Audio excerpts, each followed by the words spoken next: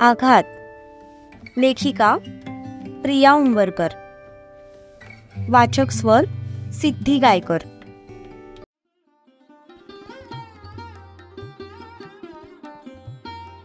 ठरलेल्या थीम प्रमाणे पूर्ण हॉल पिवळ्या रंगाने सजला होता. स्टेजवर झेंडूच्या फुलांचं डेकोरेशन होतं. शिवाय काही जुन्या पद्धतीच्या अँटिक वस्तू सुद्धा ठेवलेल्या होत्या. सर्व जणांना पारंपरिक पोशाख घालणं बंधनकारक होतं.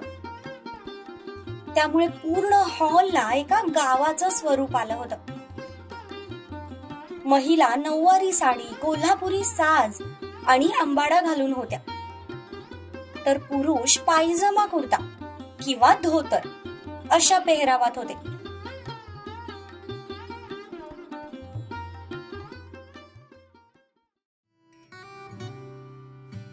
राधा, अगं हे नक्की ठीक दिसतंय ना माझ्यावर? मला तर खूपच अनकम्फर्टेबल वाटतंय. याच्यात पाय गुंतून तोंडावर पडते की काय अशी भीती वाटायला लागलीये. तारा गोल फिरून तिच्या काष्टाकडे बघत होती. आज पहिल्यांदाच तिने नऊवारी साडी नेसली होती, त्यामुळे तिला खूप अनकम्फर्टेबल वाटत होतं. दीदी, मस्त दिसतेस तू आणि काही पडणार वगैरे नाहीस. उलट मला तर एखादी पॅन्ट घातल्यासारखं वाटतंय. I am feeling so much comfortable.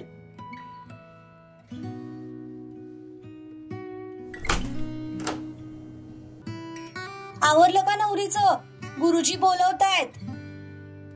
Reena आतमध्ये आली. हो रीना, मी रेडी आहे. दुर्वा तिच्या जागेवरून पटकन उठली.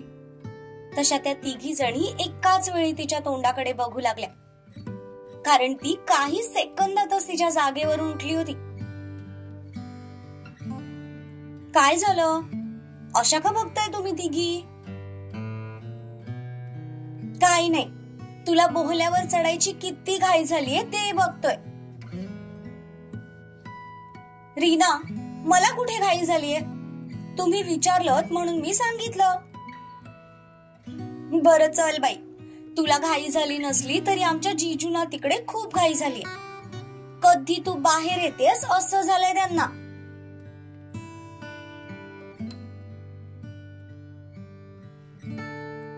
तिघी पण दुर्वाला घेऊन खाली आल्या.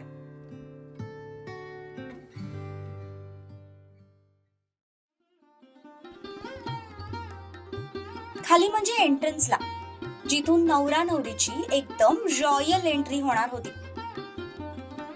आजूबाजूला सनई चौघडे आणि पूर्ण फुलांनी पसरलेला रस्ता. ती बघा आली दुर्वा.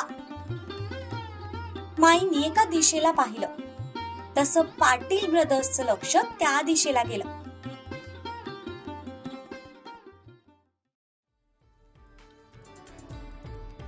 पण जसं त्यांनी समोरून येणाऱ्या आपापल्या पार्टनर्सला पाहिलं, तसे तिघांचेही होश उडाले. सूर्या आवासून बघत होता, कारण त्याचं सुकडं बोंबील नऊवारी मध्ये जास्तच आकर्षक दिसत होतं. शिवाचे डोळे पण उघडेच्या उघडे राहिले.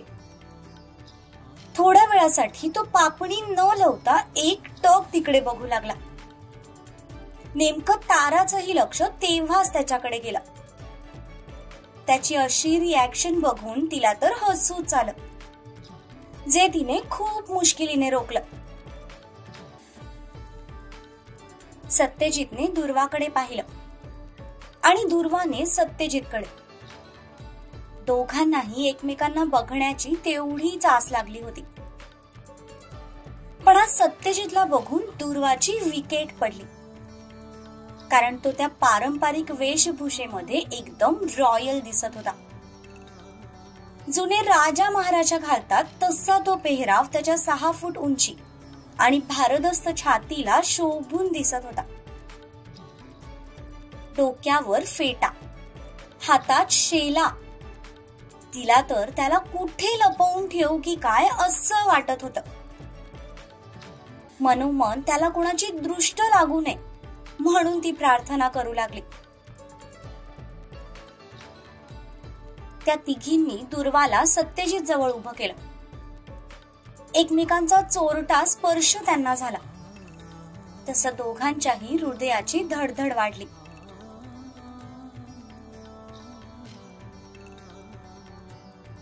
थोड्याच वेळात ओवाळणी केली गेली आणि मग सनई चौघड्यांसोबत नवरा नवरीची अगदी दणक्यात हॉलमध्ये एंट्री झाली.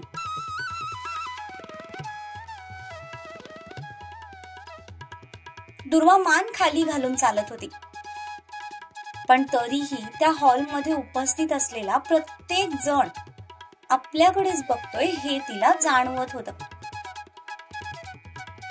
ती खूप खुश झाली होती आणि तिला लाजही वाटत होती. आज आपली सगळी स्वप्न पूर्ण झाल्यासारखं तिला वाटत होतं. त्या पिवळ्या फुलांच्या पाकळ्यांवरून चालताना आपण हवेत तरंगतोय की काय, असाच तिला जणू भास होत होता. त्यांच्या पाठोपाठ काही अंतराने बरीच गर्दी चालत होती. त्याच गर्दीत आपले बाकीचे 2 कपल सुद्धा होते.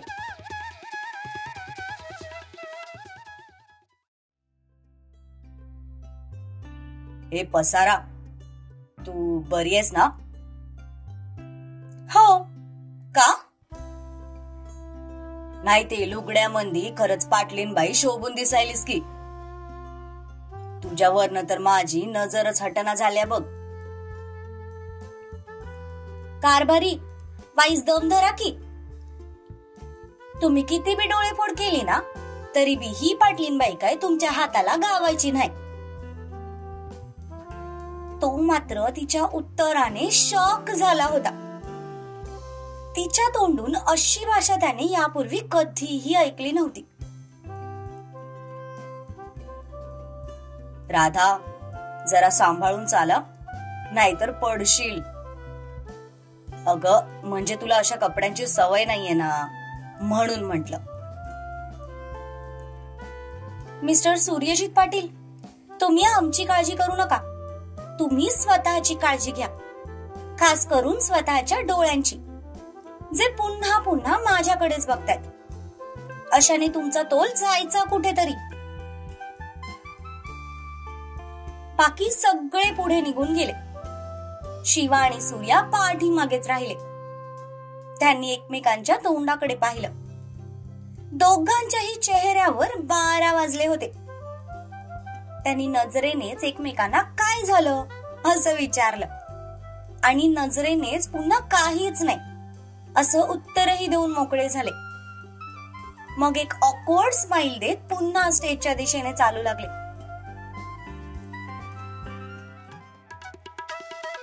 पूर्ण हॉल माणसांनी खच्चाखच भरलेला होता. पांढऱ्या शुभ्र कुर्त्यांमधले ते पुरुष आणि विविध रंगांच्या भरजरी लुगड्यांमधल्या त्या स्त्रिया. छोटी मुलं सुद्धा तशाच पारंपरिक वेशात होती. त्यामुळे त्या हॉलला खरंच एखाद्या जुन्या काळातल्या गावचं स्वरूप आलं होतं. दिसायला ते खूप सुंदरही दिसत होतं. थोड्याच वेळात नवरदेव आणि नवरी स्टेजवर आले. एकमेकांच्या समोर येऊन उभे राहिले. गुरुजींच्या सांगण्याप्रमाणे मध्ये अंतरपाठ धरला गेला. त्याचसोबत थोड्याच वेळात सुरुवात झाली मंगलाष्टकांना.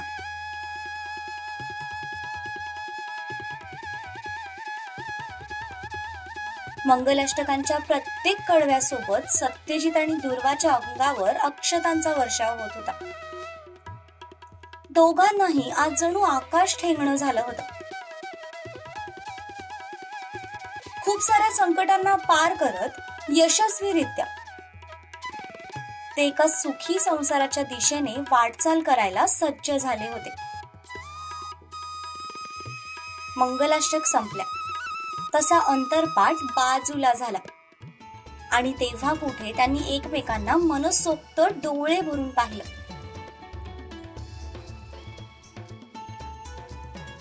गुरुजींनी सांगितलं तसं सत्यजितने तिच्या गळ्यात हार घातला. मग दुर्वानेही गालात हसून त्याच्या गळ्यात हार घातला. दोघांवरही फुलांचा वर्षाव झाला. फोटोग्राफर कॅन्डिड फोटो काढायचं आपलं काम अगदी चोख करत होते. त्यानंतर थोडंफार फोटोशूट झालं.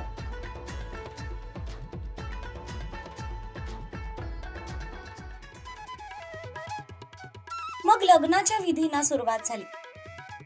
समोर अग्निकुंड पेटला होता. त्याच्या समोरच्या 2 पाटांवर ते दोघे बसले होते.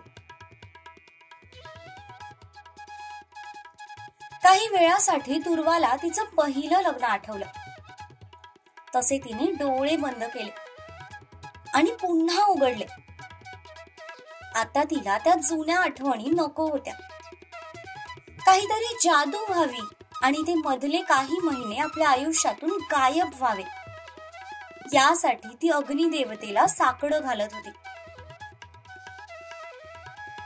मंत्रोच्चाराने गुरुजींनी लग्नाच्या विधीला सुरुवात केली. गुरुजी सांगत होते तसं ते दोघं करत होते. सगळ्यांच्याच फॅमिलीज खूप आनंदाने त्या दोघांकडे बघत होते. माईच्या डोळ्यात तर पाणीच आलं. आपल्या मुलाच्या आयुष्यातला इतका मोठा क्षण आपल्याला पाहायला मिळतोय, यासाठी त्या मनोमन देवी आईचे आभार मानत होत्या.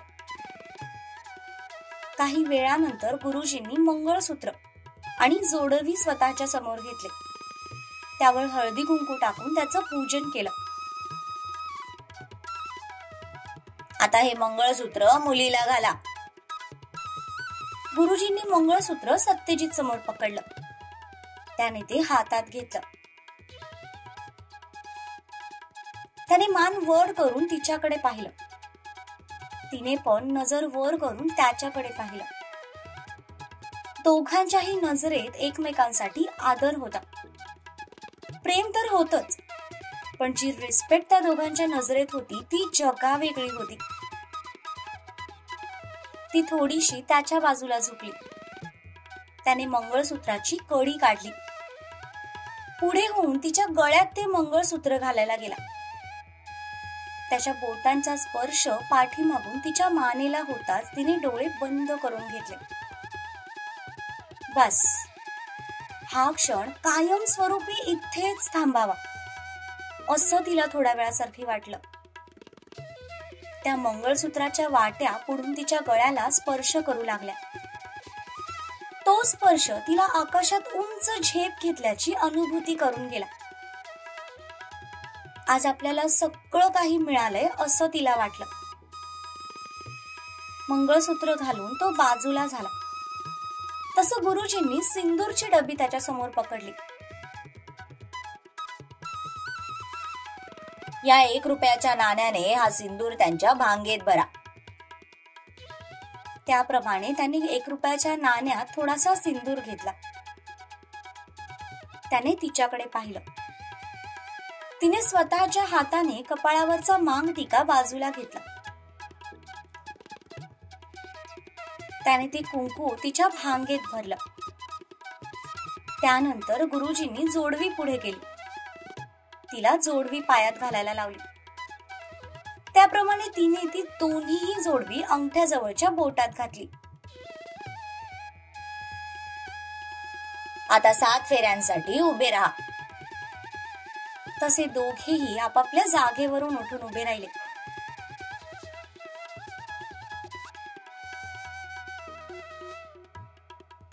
हे पसारा नीट बघून घे.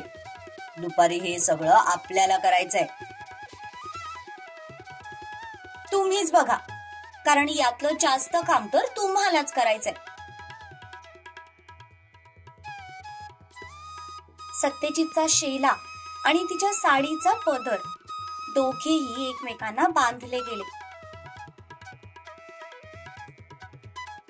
त्याचसोबत गुरुजींचा इशारा मिळताच हातात हात घेऊन त्यांनी 7 फेरे घ्यायला सुरुवात केली. पहिलं पाऊल टाकताच दुर्वाला पुन्हा एकदा आधी घेतलेली ती 7 वचनं आठवली. त्याला बर्बाद करण्याची ती 7 वचनं.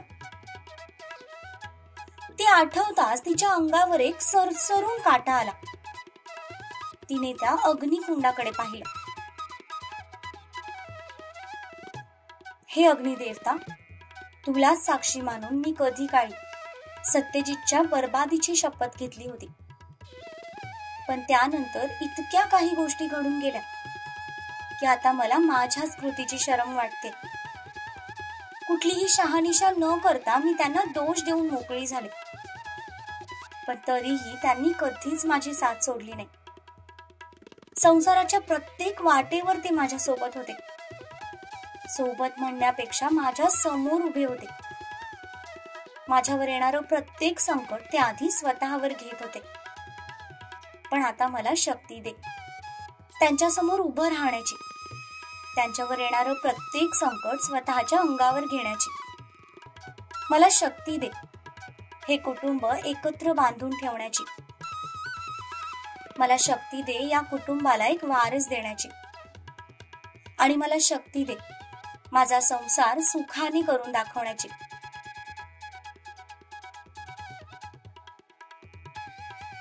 प्रत्येक फेऱ्यासोबत ती मनोमन अग्निदेवतेसोबत बोलत होती आणि आशीर्वाद मागत होती.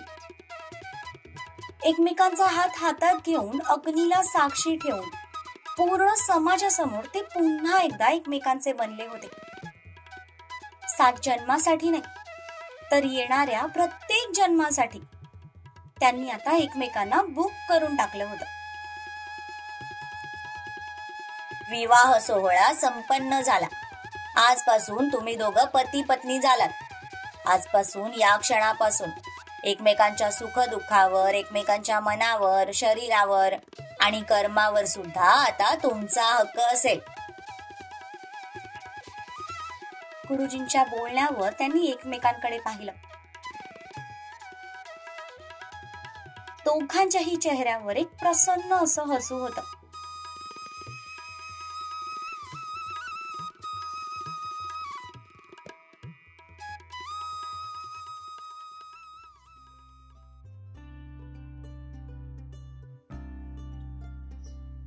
दुपारी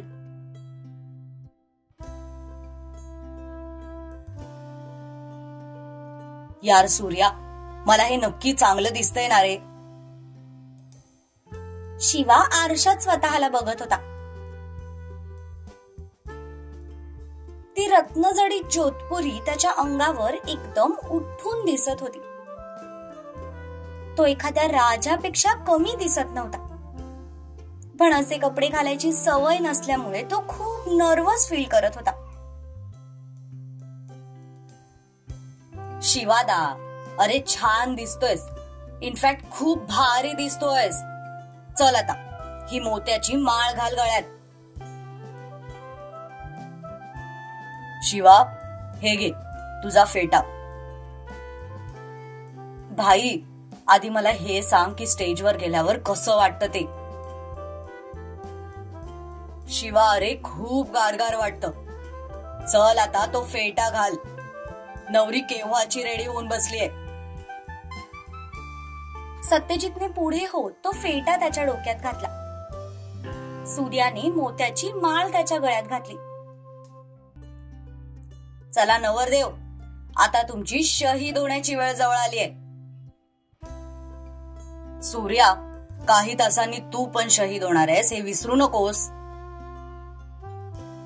अरे शिवादा, मी तर आनंदाने तयार आहे बाबा शहीद व्हायला. तुझ्यासारखं तोंड नाही पाडणार आहे. मी तोंड नाही पाडत आहे, फक्त थोडं नर्वस फील करतोय. अरे लग्न करून तुला वहिनीला घरी घेऊन जायचंय. तुला तिच्या घरी नांदायला नाही जायचंय जे तू नर्वस फील करतोयस. शिवा, सूर्या, आता तुम्ही दोघं परत सुरू होऊ नका, नाहीतर लग्नाच्या दिवशी माझे फटके खाल. शिवा, ती मोजडी घाल चल पटकन. सत्यजितने बॉक्समधून मोजडी काढली. तशी शिवाने ती मोजडी हातात घेतली आणि स्वतःच्या पायात घातली. आत्ता आपला नवरदेव लग्नासाठी सज्ज झाला होता.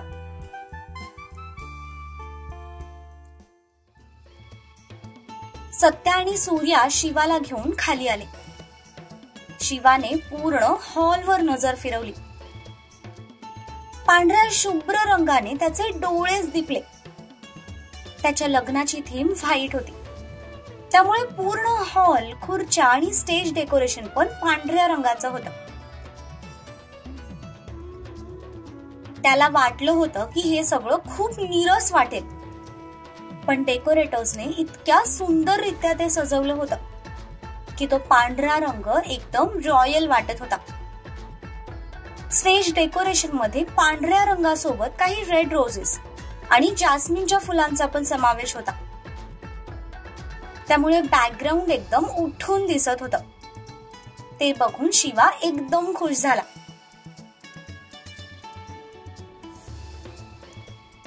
ते बघ शिवादा, तारा वहिनी आली. शिवाचं लक्ष त्या दिशेला गेलं. ते बघून पुन्हा एकदा त्याच्या चेहऱ्यावर आनंद पसरला. तिने थोडा ऑफ व्हाईट कलरचा लेहंगा घातला होता, ज्याला रेड कलर कॉन्ट्रास्ट होता.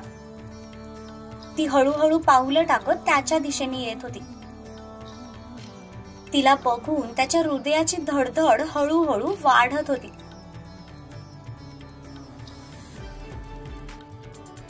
दुर्वाने तिला त्याच्या शेजारी उभं केलं. तिच्या हातांचा स्पर्श होताच तो भानावर आला आणि लगेच नजर समोर केली.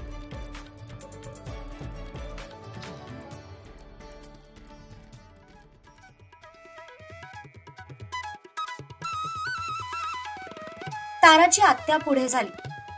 तिने त्यांचं औक्षण करून ओवाळणी केली. त्या जोधपुरीवर तो लाल रंगाचा कपाळावरचा टिळा अजूनच खुलून दिसू लागला. तो एखाद्या राजापेक्षा कमी दिसत नव्हता.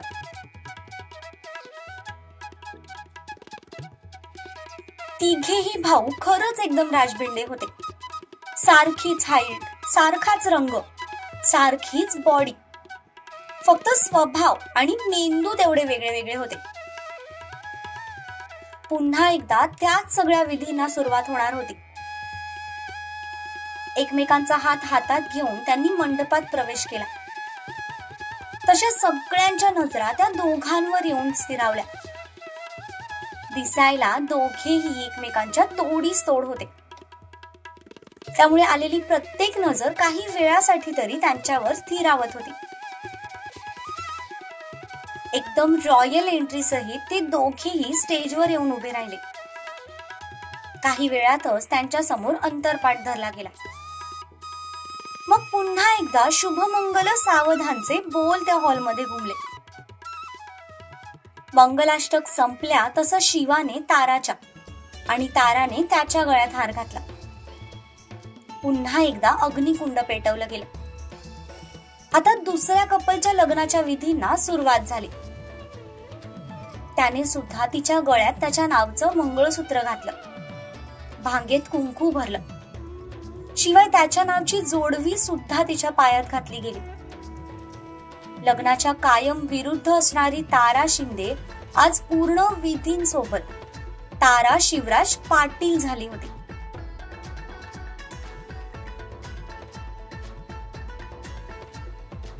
समोरून तिची पूर्ण फॅमिली डोळ्यात पाणी आणून तिच्याकडे बघत होती. आज त्यांची लाडकी लेक परक्याचं धन झाली होती. तिच्या येणाऱ्या आयुष्यासाठी ते खूप खुश होते, कारण आपण आपल्या मुलीचा हात एका योग्य हातात दिला. या गोष्टीचं समाधान त्यांच्या चेहऱ्यावर दिसत होतं. विधी झाल्यानंतर ते दोघेही 7 फेऱ्यांसाठी उभे राहिले. मग एकमेकांचा हात हातात घेत त्यांनी सुद्धा 7 फेरे पूर्ण केले. आणि अशाच प्रकारे शिवराज आणि तारा आज #शिरा पाटील झाले होते.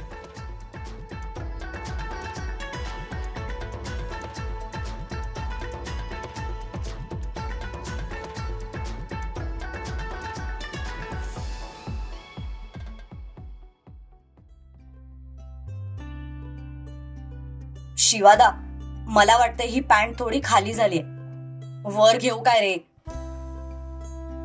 सूर्या, तू एक काम कर, तू ती पॅन्ट काढूनच टाक, म्हणजे तुला एकदम मोकळं फील होईल. शिवादा, मी चांगलं विचारलंय ना? अरे मग मी पण चांगलाच सल्ला दिलाय की.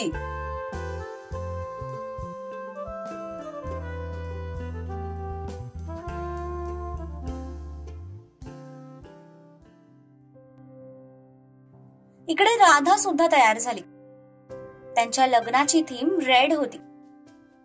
तिने रेड कलरची वेलवेटची नऊवारी साडी नेसली होती, ज्याला हिरव्या रंगाचा कॉन्ट्रास्ट ब्लाउज होता.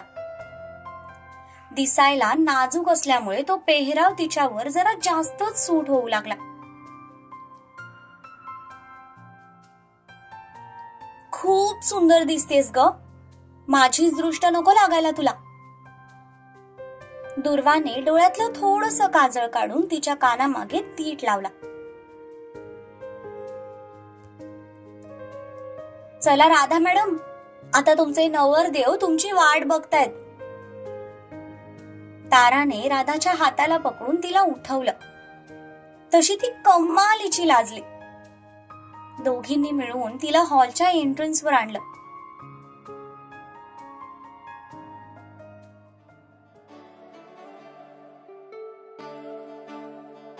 सूर्याने जेव्हा तिला नवरीच्या वेशात पाहिलं तेव्हा त्याचे सुद्धा होश उडाले. सांभाळून भावा, लाल रंग धोक्याचा असतो. शिवादा, स्वतः तर शहीद झालासच आणि आता मला मैदान सोडून पळून जाण्याचे सल्ले देतोयस. मी आपलं तुला सांगायचं काम केलं बाबा, आता मर्जी तुझी. राधाला त्याच्या शेजारी उभं करण्यात आलं. तिची नजर अजूनही खालीच होती, पण तो मात्र चोरट्या नजरेने तिच्याकडे बघत होता. शिवाचं लक्ष सुद्धा ताराकडे गेलं. तिने आता एक सिंपल पण क्लासी साडी नेसली होती. गळ्यात त्याच्या नावचं मंगळसूत्र आणि भांगेत कुंकू होतं. त्याची नवी नवरी म्हणून ती अगदी शोभून दिसत होती. तिला तसं बघून तो गालातच हसला.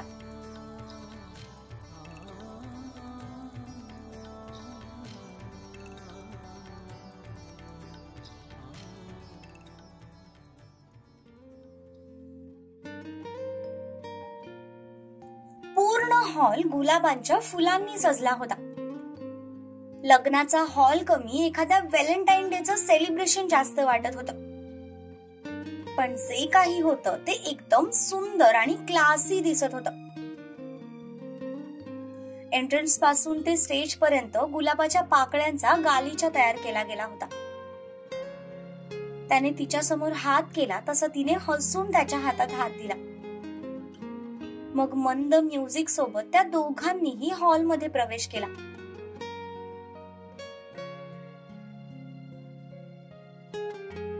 यावेळी सत्यजित आणि दुर्वा सगळ्यांच्या पाठीमागून होते. राधा, रात्री माईकडून स्वतःची दृष्ट काढून घे. आज माझीच नजर लागेल तुला. सूर्या जसा म्हणाला तसं तिला काहीतरी वेगळीच फिलिंग जाणवली. याआधी तिने अशी फिलिंग अनुभवलीच नव्हती.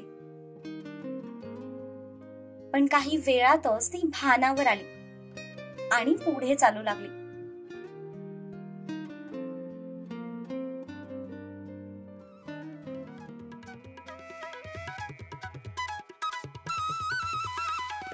नवरदेव आणि नवरी एकमेकांसमोर उभे राहिले. काही वेळातच त्यांच्या समोर अंतरपाठ धरला गेला. पुन्हा एकदा शुभमंगल सावधानचे बोल त्या हॉलमध्ये घुमू लागले.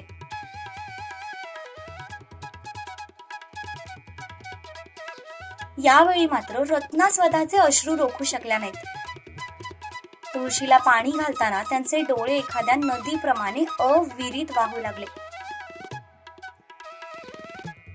जिथे एका मुलीची पाठवणी करणं लोकांना जड जातं, तिथे आज त्यांना 2 मुलींची पाठवणी करायची होती.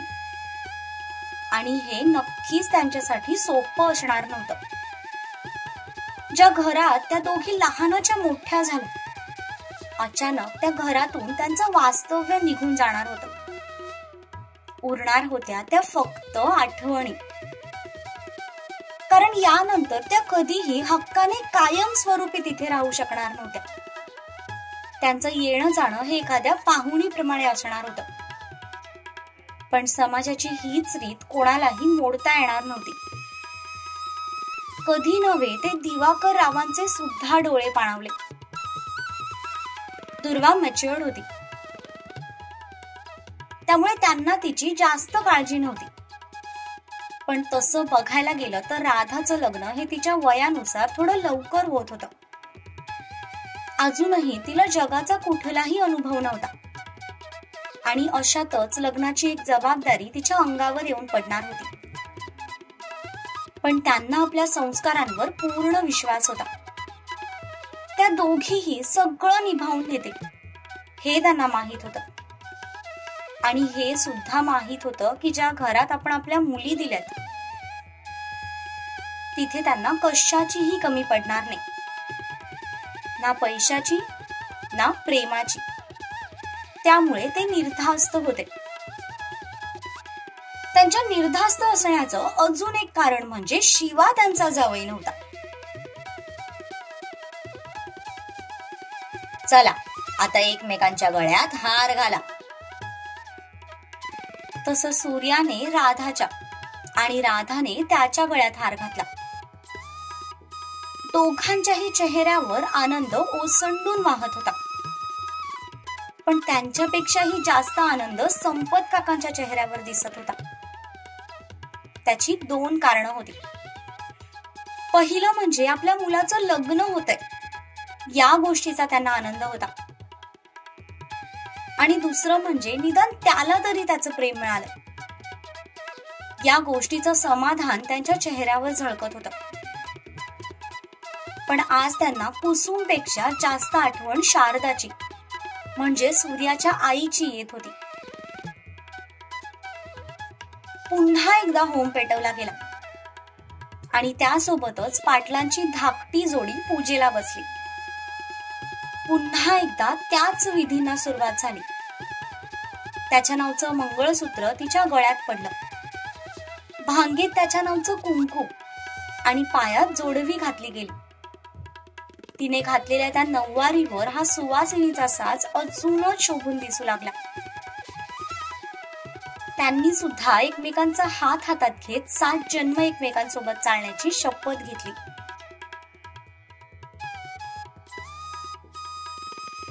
राधाला तर हे सगळं जणू एक सुंदर स्वप्नच वाटू लागलं. कारण अशा कित्येक सिच्युएशन्स त्यांच्या समोर निर्माण झाल्या होत्या की मनात असूनही त्यांनी त्यांच्या प्रेमाचा कधीही स्वीकार केला नव्हता, खास करून तिने. पण सगळ्या अडचणींवर मात करून आज ते आयुष्यभरासाठी एकमेकांचे बनले होते.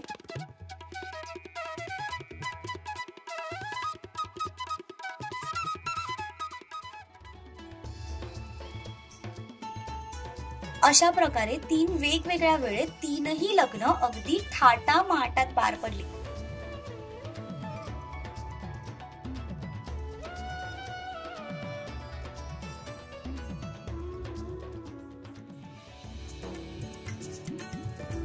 अरे अरे थांबा, तुम्ही कुठे निघालात? आत्ताशी लग्न लागले, अजून वरात आणि गृहप्रवेश बाकी आहे. तुम्ही सगळे तर घरचेच मंडळी आहात. काही दिवस मुक्काम केल्याशिवाय असं सोडणार नाही आम्ही तुम्हाला. फक्त त्यासाठी तुम्हाला पुढच्या भागाची वाट बघावी लागेल एवढंच. चला तर भेटू मग पुढच्या भागात.